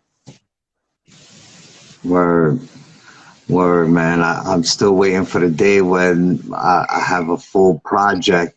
I think that around the time when you was doing the Cornelia Familia shit, that was like a lot of good music that you made, a lot of like the best type of music that you ever made. Well, that shit came behind what me and you was doing. You know what I'm saying? And again, like, I'ma just keep it real, you know what I'm saying? Graffiti hip hop, Roach didn't have no bars, S? Who? Roach, RGN? Hell yeah. Got bars, right? You know what I'm saying? Every track, just keeping it real. Every track, every freestyle, Netta wasn't getting better and better. Yes. Strong graffiti artists, and if not legends, in some cases, with multiple talents and abilities who gave a fuck about what? Not the lick, the art form. It's a fact. I wanted to be surrounded by that. I wasn't trying to get in the game just to get in the game. I wanted to be amongst somebody who looked at the art form the way I looked at it. Whether you think I'm nice or not, I don't give a fuck. At the end of the day, I've been around enough respected dudes. I had enough dudes respect my shit. I had enough dudes influence me to do better. Believe it or not, maybe there's dudes who people might think I had beef with or disrespected, they might have influenced me to do better as an MC. Yeah. It's all about the mentality. It ain't beef. I hate you. Fuck you. You a bitch. I'm going to destroy you. I'm going to destroy you with my mind and some creativity. I'm not looking to fight or none of that. If we do got to fight, then that's when the destroying comes in. But I'm not looking to take it somewhere that niggas is going to see somebody. We had heated arguments, correct, sir? At times? Yeah, hell yeah. You a warrior. I definitely ain't no, I don't go looking for no trouble, but I definitely ain't no sucker. So if we had to get it on, we'd have got it on. It just never got there. Nah, it's just, it never it's just debate. It's debating. Nah, it was never disrespect ever. No. We talking about the 90s though. Oh, nah, that was just about competition though. It wasn't about who's tougher. But okay, but remember, we was we not, again, we have people who was fans of yours, fans of mine or ours, and fans of yours and mine, that between heated discussions and, you know. Could have been something else. My man. Straight like that. So it's a blessing that we was able to create. Yo, son, I made some of the best well-rounded music with you, my dude. Period. Me too. Period. Like all the favorite shit that I have is the shit that I have with you. We did a show, and we got busy in that show. We almost fucked niggas up who thought they was tough in that show. So I felt like, yo, if I'ma do projects and I'ma embark on this hip hop shit, I need to be around somebody who not only is they not so much looking for trouble, even though, you know what I'm saying, you ready to go. But at the end of the day, you wasn't really looking for trouble like that. And if we was going somewhere to rhyme, we was going somewhere to rhyme. If niggas fronted, you might set it off and we just get the rumbling or whatever. But that's if niggas fronted. So I always felt like, yo, son, a good dude.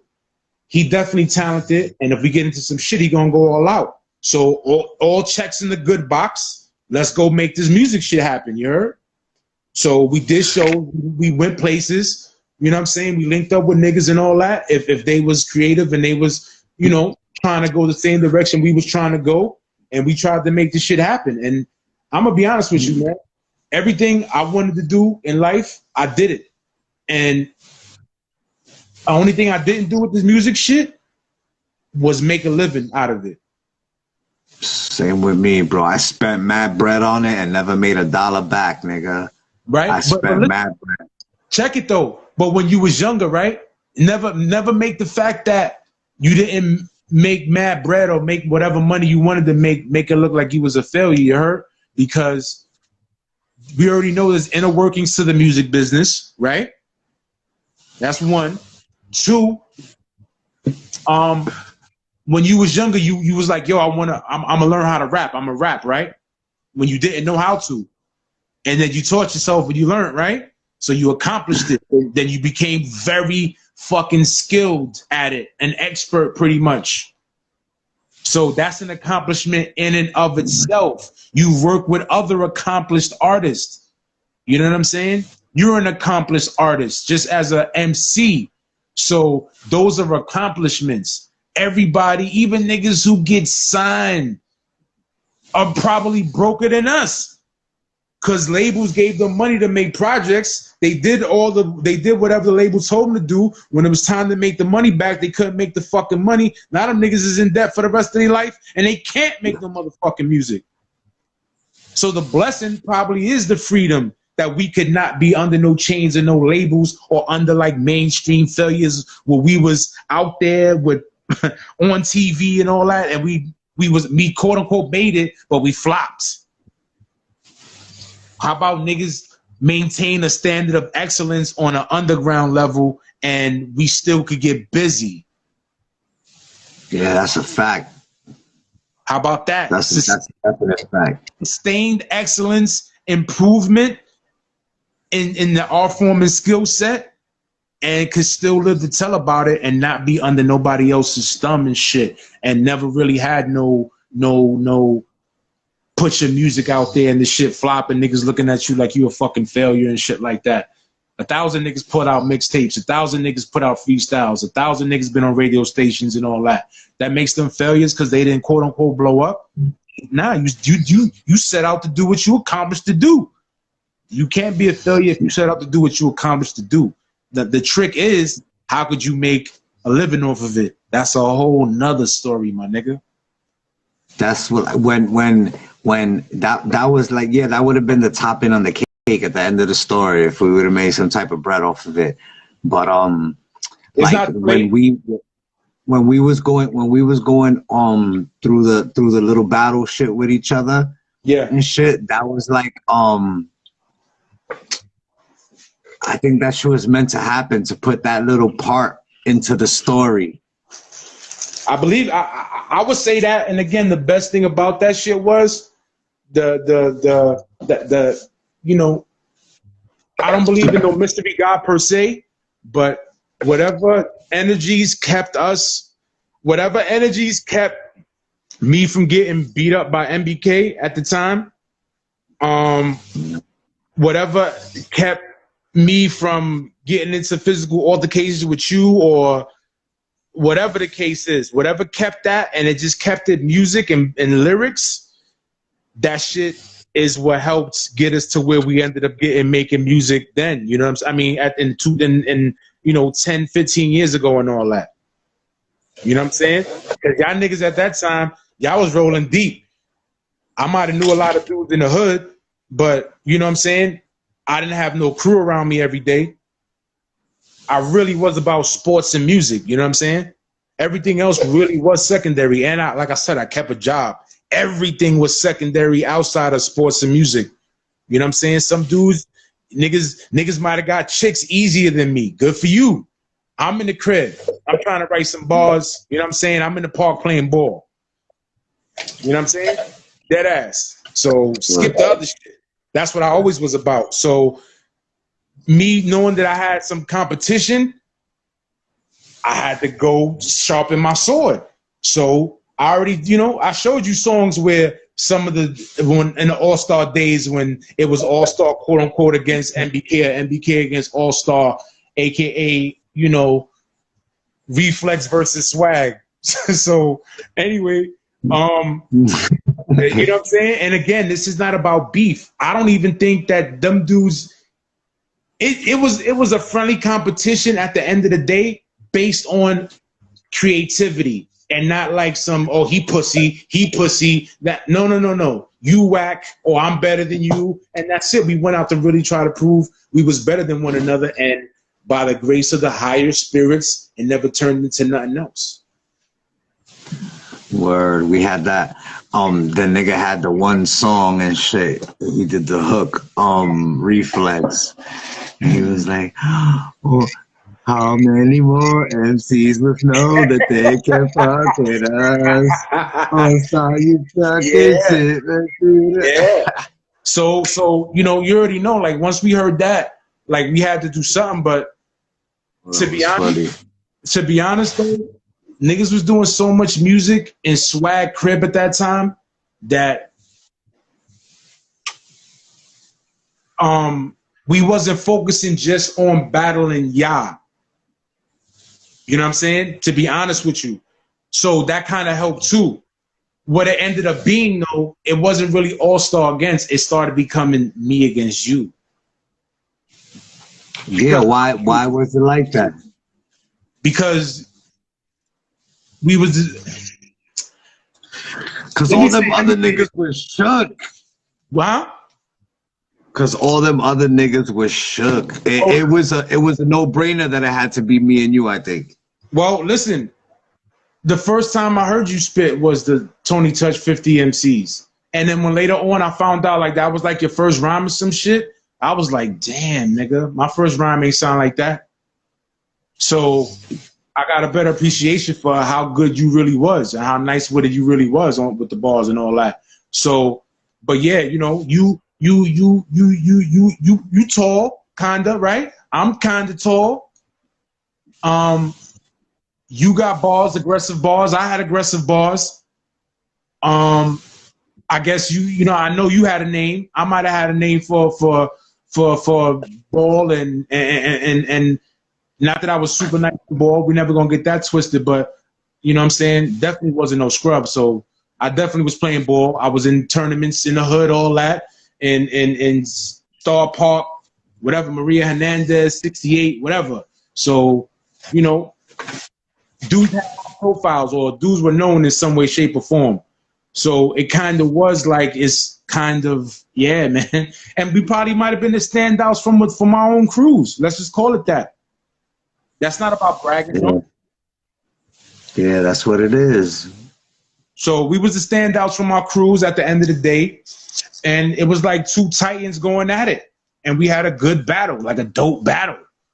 You know what I'm saying? And it turned into years later, like excellent. Listen, man, again, man.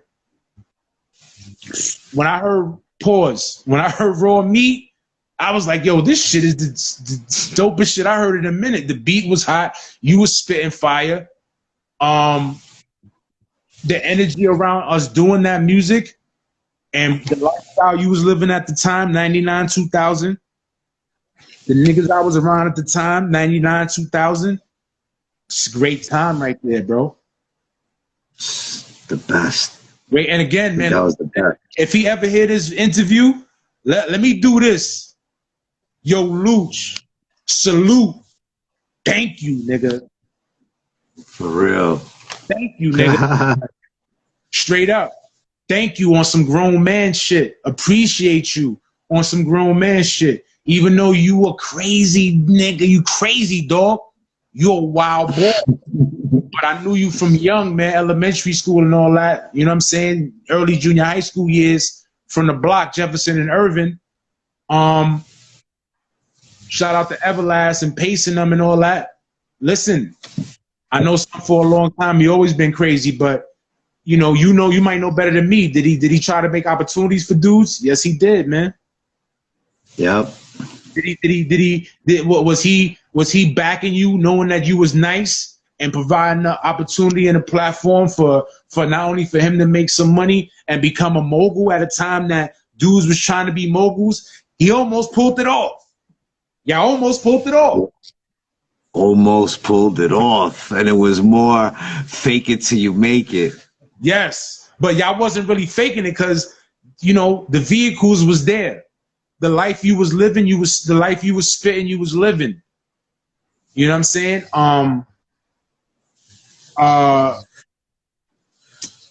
And plus it was New York when New York was still New York too, like, you know what I'm saying? So yeah, it was the whole time. It was everything.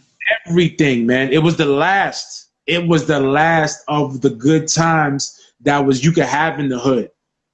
Even the sucker shit and the violence and the dumb shit that goes on in the hood, that mixed in with the good aspects too, I think that was the last, my dude. So we definitely, but again, like, steel sharpened steel, man. We really was there with them J-Arms instrumentals, man, going at it, you heard? We really was on Mad Cyphers and all that. Mad Cyphers was straight 16 before straight 16. Right? Yep. Me, you and Rap there. You had to pay $60, call up on the phone, leave your bars on the voicemail. If they liked your bars, they called you back. I spit a bar, spit a 16 on a voicemail. They called me back. I was like, yo, M-Train, MBK. Me, you, and Raph went up there to Washington Heights, if I'm not mistaken. We smoked some high-grade Reggie, and we did our thing. And was it on the corner of Seaman and Cummings? Pause. Nigga. Unfortunately, yes. Unfortunately, yes. But, son, who was on Mad Cyphers? Just to let you know, and people know who was on Mad Cyphers, to let you know, like, if it's about... On our episode, it was Joel Ortiz, T-Rex, a few heads. So, but peep it. Again, and this is not about me. if it's about you submitting, it's about you submitting your bars to people that you don't know and never heard of you, and you saw the type of level of talent they had, because at the time, who they had on there? They had Joel Ortiz, they had T-Rex, they had Mook, they had Jay Mills, they had Charlie Clips. You know what I'm saying? Mm-hmm. They had this Spanish cat. I forgot his name, son. He used to get busy. His family used to have a store on Wilson, or his people used to have a store on Wilson and by Solo Pa Mi Gente, like Hart and Wilson or something like that. They used to have a corner store over there. He was on Mad Cyphers a couple of times. He was nice too. But there was a lot of dudes who either became top-notch battle rappers, or there's dudes that got deals and all that was on Mad Cyphers with us. You know, we rap for D-Win, Block Royal, Entertainment and all that. Joel Ortiz people, they was about to, you know, what can I say? They was about to work with us, right or wrong. Yep. So when dudes was dedicated and putting the work in, post Shady Town, even early 2000s, mid 2000s, like dudes really, you know, made the rounds and all that. Like dudes really met people and impressed people enough that they was willing to, yo, I'm gonna plug you into this. Pause. You gonna work. I'm gonna get you to work with this person. We did all that. We really did all that. You know what I'm saying? So again, man, eternal love and respect, like for sure, because we definitely made good music. We went out there to, you know, to live the dream. And again, man, it's good to still be able to create and want to create and all that. Word. So that's I'm talking a lot, so stop me if you want. You know what I'm saying? You only got like 5 people on the live, so you might want to get your audience back and telling me to go home, son. You heard? Nah. Yo, but anyway, my nigga, I fucking always wanted to pick your brain about it's always great talking to you, my nigga. You fucking always articulate with the way you explain yourself, and it's dope and shit, grown man shit, you know what I mean? Yo, love and respect, and at the end of the day, I don't want to take the time, but, you know, since we've been talking about music is music, but, you know, man to man or whatever, like, whatever you felt like you needed to ask me, you could have asked me, you heard? Yeah, nah, for sure.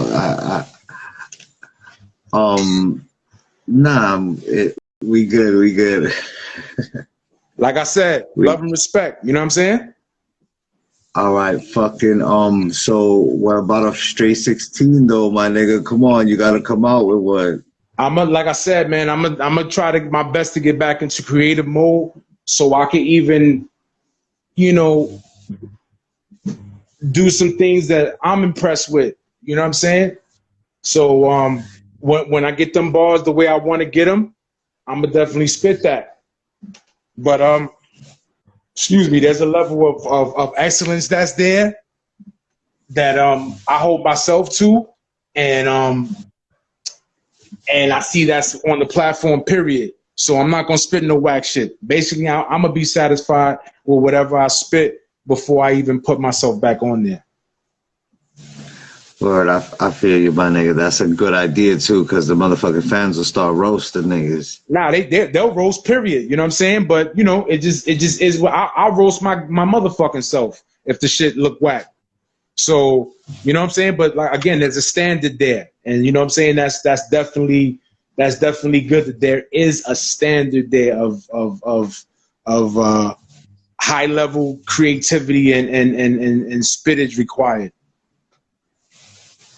Word, I seen other platforms where it's just ridiculous, bro. Son, you know, again, and like I said, the best thing about this shit is at the end of the day, even if some of the entries are not some of the best rappers, the pillars of the platform always can hold it down. Facts. So the Dre's, the the so on and so forth. Go hold it down, probably create some friendly competition amongst each other, and then, you know, keep the platform interesting or whatever the case is. And probably too, it might take older school cats to get back into the hobby or the art form and spit they shit to help infuse some what you call that, just some a better level of artistry, man. At the end of the day, nigga, this is rhythmic poetry, my dude. That's it. It's poetry over a beat. That's a fact, bro. And the just being on, because right now it's the teams. I'm on Spec Arson's team against Robin Spree's team, so they matched me up against Franchise, and it's just when you have a target, it's just the bars come so easily. Yeah, right. When there's something to concentrate on, like if there's a topic, I can focus on the topic, no question. That's why it's like I said earlier, like a lot of times if the beat didn't talk to me right off the bat or something didn't pop in my head when we would do a song or a freestyle together, like I would be like, yo, I'm gonna let Son craft his verse and then set the tone and then, you know, go in the energy that he's going in. Shit like that. You know what I'm saying? So my dude, you still capable. You know what I'm saying? You still capable. So it's no surprise. And that's why it's like I already know. Like some of the names you just said, they've been on the platform for a while holding it down and spitting, you know, some dope shit. So it's no surprise. It's absolutely no surprise. Word. Thank God for fucking Straight 16. Nah, no question. And even again from the sidelines, like, you know, the shit make you. I think that shit is like, yo, it's cool. Like, yo, you used to rhyme. Let me hear some. I think that shit is cool. Still to this day, I be wanting to have bars with somebody. You know what I'm saying? I really do. Like seriously. You know what I'm saying? Oh, you should do graffiti? Let me see some. Draw some. What's your tag? Niggas want to see. So if you got talent, oh, you used to play ball? I'll bust your ass. Let's go play. Or we used to play at. Niggas, if you got a talent, people want to see your talent. It's not even about bragging or showing off. You can just mention that you have a talent and people want to see what you about and what you could do. There's nothing wrong with that shit. And again, like as dudes that, you know, respect the pen game aspect of rapping, like, nigga, that's the place to be. As a matter of fact, I don't even know personally any platform on IG except that. If there are other platforms with dudes sending their bars via little video and all that, I don't know about it. And I'm sure it's out there. I just don't know about it. So, and you can see the reach that they ended up getting because niggas is definitely worldwide. Dudes is definitely in other states. You know what I'm saying? So there's repeat cats from other countries and all type of shit. You know what I mean? So whoever came up with that and then had the right and plus just them alone, they know mass spitters. So it wasn't hard to, you know, give everybody a platform and some shine and as well show people that they still got it. So this shit was good for everybody. Everybody caught their little lick on there and either, you know, let it be known that they have bars or, you know, continue to, you know, go on the platform and continue. Either they did it one time or they just do their little 1-2 here and there. Or again, the standouts is the pillars, the dudes that you see regular. It's probably good that the dudes that's on there regularly that built up the platform are the best spitters on there. It kind of helps shit, to be honest with you. Where you got the main hitters, the main squad that'll smoke a lot of niggas. Pause. That's it at the end of the day. So that shit definitely helps. And yo, put it to you like this, man. If you can make order out of chaos and all that, come from the hood and somehow take some time to create through this madness that we be living through and shit, you definitely talented. You definitely special, you heard? Definitely Word. special. So, again, man, you nice enough to use you come from the gutter and the concrete jungle and all that, but you still got enough intelligence and wit to create. Son, you gotta be special in some way. Word, salute, man. It's a miracle that we survived through all this madness, even to this day, right now. Yo, these times is crazy that we're living in, bro. Yeah, man. You know what I'm saying? Like, really gotta I don't want to say enjoy, not just enjoy life, but now you really gotta respect life. Not fear type of respect, but take the little time to, you know, live life and all that, but take the time to analyze and be like, yo, shit is fragile. You really never know. You know what I'm saying? And whatever you need to do, whatever you need to fix, get right, whatever you need to feel like you need to accomplish in life, if it ain't hurting nobody else, man, do it, man. Do that shit. You don't know what the fuck is waiting for you out here. So as much, you know, you really got to go out there and do it, man. You need to squash that beef, you squash that beef. You got to tell somebody you love them, tell them you love them. You need to tell somebody, you know, you're not feeling them right there. You need to tell them in the best way you need to tell them. You got health issues, address them shits and do it now, because I just heard 2 people within my circle just died this week yet again, man. So and plus again, man, once you get to that 40 age, if all the boxes in your health, if a lot of boxes in your health ain't checked, man, you're gonna check out.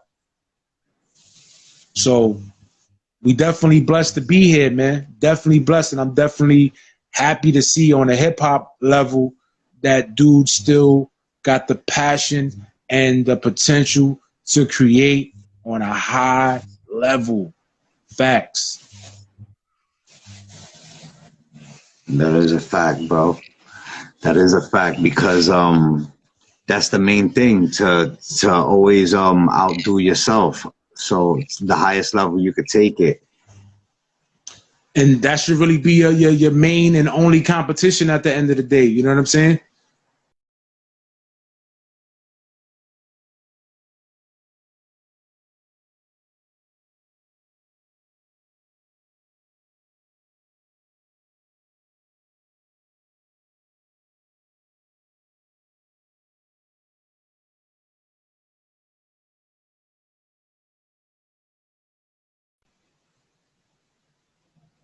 Yo.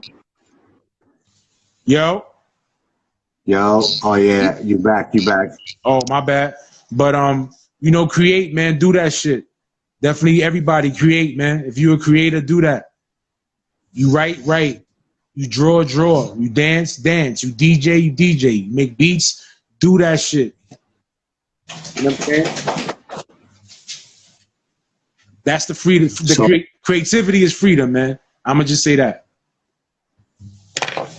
Definitely is, yo. If it wasn't for graffiti saved my life, bro. I think I heard somebody say that before, but it did. Graffiti and music, because that's the way that I could fucking express myself truly and feel happy doing it. A feeling that I never get from nothing else. And you know, that shit is a true blessing that you have that talent. You told me Mama Love was nice with the art too, right? Yeah, my mom is an artist, a born artist. My uncles, my grandmother, me, my niece, we're all artists, yeah, born. You know, listen, man, I wish I could draw. I wish I could do the type of shit you do, you heard? I'm dead ass serious. Straight up. I swear to God, man, I used to look at all these niggas' tags, throw ups, all that, floaters, all that, and be, damn, I wish I could do that. Who I used to see, damn, who was them dudes, man? Audi, Dor, DORU5, Yep. CR.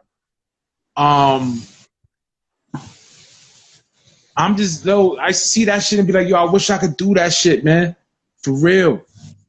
Our stacks. Wow. I wish like I see niggas shit like, yo, that shit is dope. And even if I couldn't do it, I used to respect this shit so much that it was like, yo, you know, these niggas is I don't care if they was bums, nigga. Them niggas who well, they could have been bums, but them niggas had king talent. You know what I'm saying? You might see certain dudes and they may not look the way you picture them, but them was the niggas dropping your paws, dropping your jaw when you on the F train going to Smith and Knight and you see somebody hit a rooftop or they high up on a wall somewhere or they on the BQE and you like, how the fuck son got up there? Or wow, like whatever. You know what I'm saying? You on the train and you see somebody's tag. I remember when I seen New Jack City and the RLC MSD tag, I bugged the fuck out. Yeah. That's something from down the beginning. Huh? Right in the beginning of the movie. Shit crazy, dog. You know what I'm saying? Right in the beginning of the movie. You got a lot of airtime in still pictures and probably some videos and movies I haven't seen yet. So yo, shit is, you know, we all woven together most of the time in a positive way. We all interwoven through the creativity that we have or the talents that we have. Straight up. Anybody I met was through basketball or music. Straight up. All the homies was through basketball and music. Straight like that. So whatever talent, whatever your interests are, whatever, especially if they positive, is pretty much going to draw you to a certain type of people and whatever the case. So I was around a lot of creative people or niggas that had hidden talents that, you know, or that they didn't even know they had. A lot of niggas I was with, Chambo wasn't writing when I met him. He started writing and started getting nice. You know what I'm saying? So that's crazy. You never know. You never know. That's the same shit that happened with me. Niggas was just freestyling around me. And niggas always used to be like, yo, come try. And that's what happened. I tried. And then you ended up exceeding niggas. You know what I'm saying? Yeah. So rapidly. Right. Right. So there you go. So at the end of the day, man, it's the passion for what's positive and our talents. That's probably the reason why niggas is still here. Because we didn't take that energy and put it into negativity and all that. You know what I'm saying? So sometimes the blessing you get really does come from karma and all that. Oh, word. So I never thought of it like that. Yeah, man, the blessing you get is probably because if you would have zagged instead of zigged in certain cases, my nigga, could have been different, dog. Maybe that one night you stayed home with wifey and shit. Made sure your son was good. Made sure your daughter was good. Maybe that might have been the night if you'd have stepped out the crib, God. That's true. So, you know, you live and you learn, but sometimes you gotta pat yourself on the back for the things that you didn't do or the good that you did do that allowed you to still be here.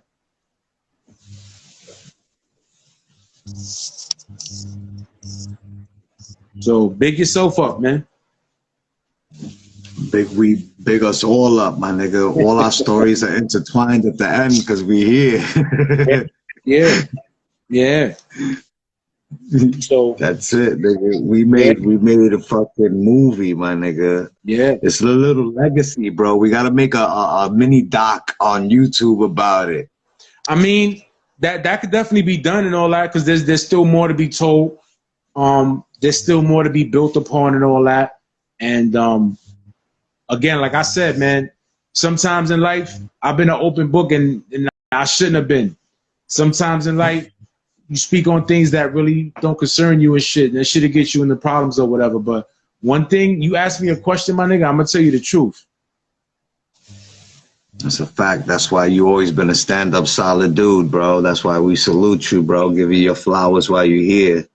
Love and respect. You definitely one of the dopest niggas to ever come out of Bushwick.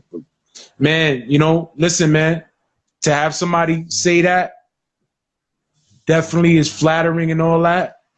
As much as I always have and still do have some confidence in my ability as far as creating on some rap shit or whatever the case is, anybody that's ever liked any of my music, one bar that I said, if you liked anything I ever spit, created or whatever, I'm super appreciative. Super appreciative, because at the end of the day, I really did do it to share. You know what I mean? I really did do it to feel confident in my creation, and hopefully other people will like it as much as I liked it and all that. That's where the shit really, really fucking stems from. That really stems from hearing Big Daddy Kane and wanting to write like him. That really is wanting to hear Lord Finesse and emulate your style a little bit more towards him, let's say. You know, Large Professor, shit like that. You know what I mean? So thank you for the compliment. You know, you definitely, in my handful of dope Bushwick niggas, dope dudes I ever worked with. You know what I'm saying? Dope dudes that I know that even when they don't have nothing to do with me, they still got bars. They still got a legacy. They definitely icons and, you know, legends in their own right. And listen, man, I'm happy to know y'all niggas. A lot of y'all dudes and most of y'all dudes is more accomplished than me in a lot of things.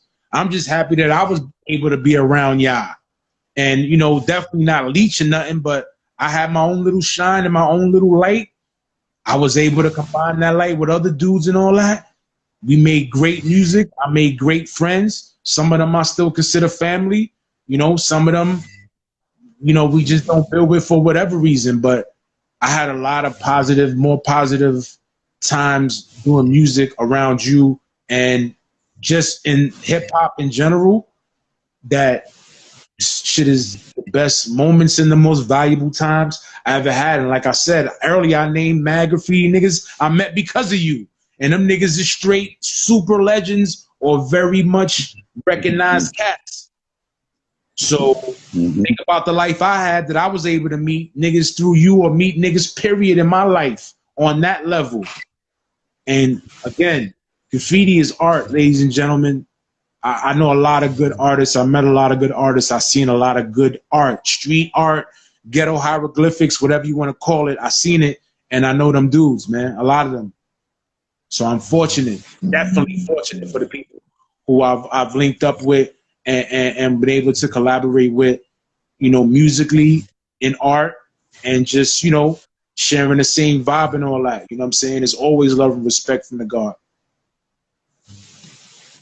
Word, yo. Thank you for coming on and taking the time to talk to the people, bro. I really salute you, bro. You heard? We're gonna build. Of course, I apologize for being long-winded, man. You could have cut me off at whatever time. I don't want to run none of your solid viewers away, being long-winded or whatever. But you know, we you know how me and you build. You know how we always build. And for somebody, like I said, man, somebody that been around me for a long time that I could say should have a pretty good idea who I am, my nigga, you know, you can ask me anything. You heard? So, for sure, man. Love and respect to you always. You a good dude. We overcame a lot of shit that wasn't nowhere near as important as the friendship and the brother from another brotherhood that we formed. I enjoyed, you know, all the time around your family. Wifey is no nonsense, but she's a queen. Definitely good people. Respect her and how she runs the household and conducts herself and all that. Your family always was was receptive to the God, from cousins to little cousins and nephews and your friends. When you introduced them to me, there was always love and shit. You know what I'm saying? If that changed anywhere along the line, you know what I'm saying? I'm still accessible. So it just is what it is. But again, man, salute to you and Graff Champs and what you doing, and for the energy and the direction that you taking your this platform to, my bro. Thank you, bro. I salute you. I appreciate you, my nigga. You heard? Love and respect always, bro. Genuine, you heard? Yes, sir. We gonna build. That's my bro. That's M-Train Man, baby. Yeah, son. Love and respect, my nigga. You know, yo, people don't even know, man. It's all legendary, man. Definitely a special dude, man. Pause, man. Real shit, though. Yeah, son. How the fuck? I don't know how to get off, man. Listen. Pause. Promote your YouTube. I mean, promote your YouTube wherever you at on YouTube. Promote your IG. I got a little YouTube channel, The Most High. I got a lot of my old music on there. I got some of our joints on there. I